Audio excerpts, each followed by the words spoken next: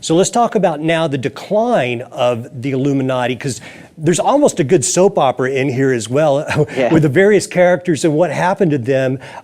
Start talking about how, because the Illuminati proper did not last very long. Tell me about how they began to go their separate ways and how they were vilified. Okay, well, they started fracturing as early. They started, Adam Weishaupt and Knigge, they start fighting each other like in like 1780, really, I mean like 82, but like 83, 84, they start getting going in earnest. And then so what causes Baron von Knigge to demit from the order is they get into this argument over the regent degree, right? So the process was he would write the content, it would go to Munich, it would be reviewed by the Areopagus, they would either approve or reject or amend the ritual work, and once it was all approved by them, then he was open to conferring it. Well, so all of the approvals go through, he gets ready to start conferring these degrees, he confers a couple of regent degrees, but a few months later he gets a packet in the mail from Adam Weishaupt himself and says, okay, make these and these changes, and he's like, well, hang on a second, man, I can't make these changes because if we do this, people will know this isn't an ancient system. And so, it's a big personality battle. Adam Weishaupt, was very domineering, somewhat narcissistic, and so, he sees there's a slap at him, and so these guys both have egos going into it. Both of them view this order as their creation and, their lifeblood and their source of inspiration. And so basically it causes Knigge to say, what the heck with all this, man, and he just demits from the order, turns in his, papers and correspondence and whatnot, and so he leaves the order. So Knigge, he's responsible for like over 1,000 members, so the Illuminati gets to about 2,000 members, right? So he's literally responsible indirectly for bringing half the members of the Illuminati order into play. And so it's kind of like a fracturing power base, right? And so people have different loyalties and whatnot. And so when he resigns like there, that kind of starts the beginning of the end. Well, about the same point in time, the Bavarian elector Karl Theodor, he gets caught up in this land scandal where he's trying to trade some land with Austria, and they're trading land for like a title of nobility. Well, the public catches wind of it and makes a big stink about it, and to deflect away from this, right, they start pointing fingers at the Illuminati, and so they issue a series of edicts. The first edict is, kind of just, against secret orders altogether. The second one officially names them, and then, a few years later it says, that, hey, if you're still doing this deal, it's going to carry the death penalty. And so after about the second edict, Adam Weishaupt gets the message and takes off and, kind of flees. And so the southern half of the Illuminati are cut off, right? So they're based out of, if they're the Bavarian Illuminati, they're based out of Bavaria, right? So Munich being the capital of that German state, it cuts them off completely. And so the northern Illuminati, they kind of function from 1785 to right around 1792 is where we start losing traces altogether of them. And so, we can safely say that, from 1776 to 1784, they were functioning.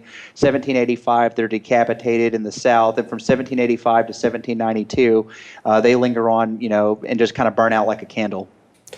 And at one point, Weishaupt has his own kind of personal Judas in that one of his buddies turns over a bunch of the documents, right?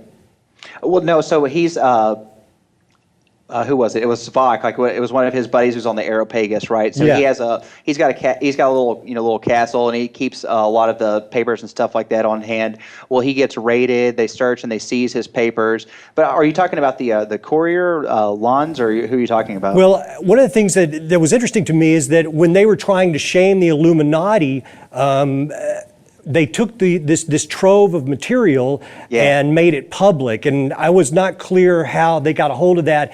I was not clear if this gentleman voluntarily gave it to him, or as you, I think, just put it, they basically captured it.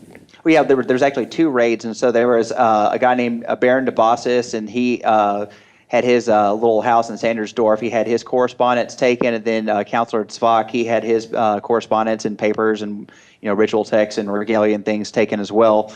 And so that's what kind of gave it kind of put, so when we have the books, some original writings of the Illuminati order, these are the results. The first one is the result of the raid on Svak, and then there's a supplement to that book that was also, a year later, and that's the one that's from Baron de Bossis. And their basic argument was, hey, don't look at what we're doing over here with these land deals. Look at these bad guys who have this secret society, because they are essentially trying to undermine the church.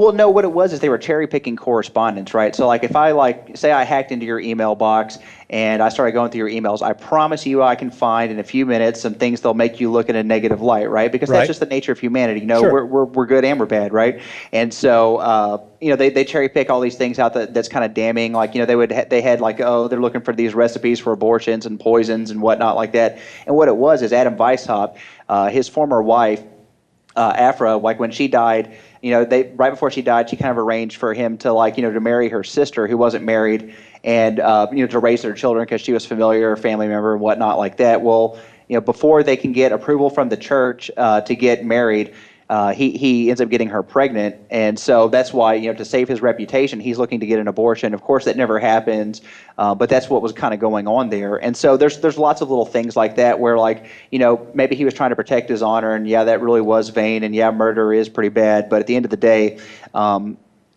they were basically trying to portray him in as negative a light as possible. And then also one of the, they kind of cherry pick out some of the correspondence about to make it look like they're a less than honorable institution, and really that they're, these bad guys, and to try and paint them with a broad brush, basically.